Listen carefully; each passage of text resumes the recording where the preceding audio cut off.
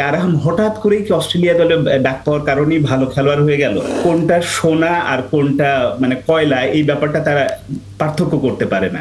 আমাদের হাতে এখন অনেক ভালো খেলোয়াড় আছে, ভালো রিসোর্স আছে, সামনে উজ্জ্বল ভবিষ্যৎ আছে। এই ভদ্রলোকগুলোই কিন্তু আবার রাতে ইউরোপের ফুটবল দেখছে, তখন দেখছে যে ১৮ বছরে ইয়ামাল দুনিয়া জয় করে ফেলছে। তখন তার ক্ষেত্রে আসলে বয়স হয় না। যারা হঠাৎ করেই কি অস্ট্রেলিয়া দলে ডাক পাওয়ার কারণেই ভালো খেলোয়াড় হয়ে গেল? আসলে তো তা নাই। এই যে রেডি নয় যখন কাবরেরা সাহেবরা বলেন, তার মানে আসলে সমস্যাটা কোথায়? আমাদের ফুটবল ফেডারেশন যা মানে দেশের টাকা যাদের পেছনে ব্যয় করছে, যে কোচিং স্টাফের পেছনে, তার মানে তাদের বুদ্ধিমত্তা, তাদের লেভেলটা ওই লেভেলের তারা চিনতে পারে না, বুঝতে পারে না।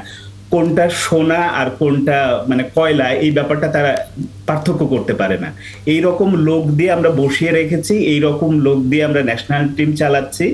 ফলে যেটা হচ্ছে যে আমরা আমাদের হাতে এখন অনেক ভালো খেলোয়াড় আছে, ভালো রিসোর্স আছে, সামনে উজ্জ্বল ভবিষ্যৎ আছে।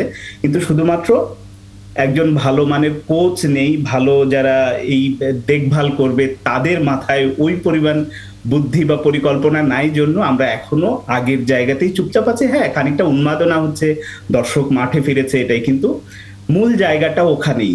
কাবরেরারা বুঝতে পারে না, বা আরো যারা টেকনিক্যাল ডিপার্টমেন্টে আছে ফুটবল ফেডারেশনের, তারা বুঝতে পারে না, চিনতে পারে না। আপনাকে আরেকটা উদাহরণ দেই, আপনার সাথে আমি যোগ করি। জায়ান আহমেদ এই যে লাস্ট জাতীয় দলে খেললো, প্রথম ম্যাচে সুযোগ পেয়েই তিনি দেখিয়ে দিয়েছেন তিনি কি করতে পারেন।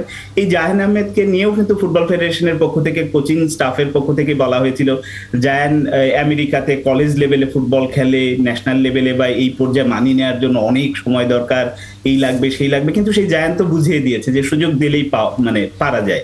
এবং বয়সের ভয়, আমি জানি না ফুটবল ফেডারেশনের যারা কোচ আছে, সেটা কাবরেরা থেকে শুরু করে আরো নিচের দিকে যারা আছেন, প্রত্যেকের মাথাতেই কেন জানি একটা এই বয়সের ব্যারিয়ারটা কাজ করে। না, ও এখনো আসলে এই লেভেলে খেলার মতো না, বয়স হয়নি, ওর শারীরিক সক্ষমতা হয়নি। অথচ এই ভদ্রলোকগুলোই কিন্তু আবার রাতে ইউরোপের ফুটবল দেখছে, তখন দেখছে যে ১৮ বছরে ইয়ামাল দুনিয়া জয় করে ফেলছে।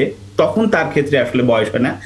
মাঝে মাঝে আমি ভাবি, অনেকেই যে বিভিন্ন সোশ্যাল মিডিয়াতে আসলে দেয়, ইয়ামালের একটা ছবি দিয়ে দিচ্ছিল যে ইয়ামাল যদি বাংলাদেশে জন্মগ্রহণ করতো, এই কোচিং স্টাফ বা এই লোকগুলো হয়তো বলতো ওর এখনো বয়স হয়নি, আরো ৫ বছর পরে ন্যাশনাল টিমে ওকে পরীক্ষা দিতে হবে। এই হচ্ছে আমাদের, এমন মানুষদের হাতে এখন ফুটবল পরিচালনা হচ্ছে, এই কারণে আসলে আমরা ওখান থেকে বের হতে পারছি না, আগের জায়গাতেই আছি।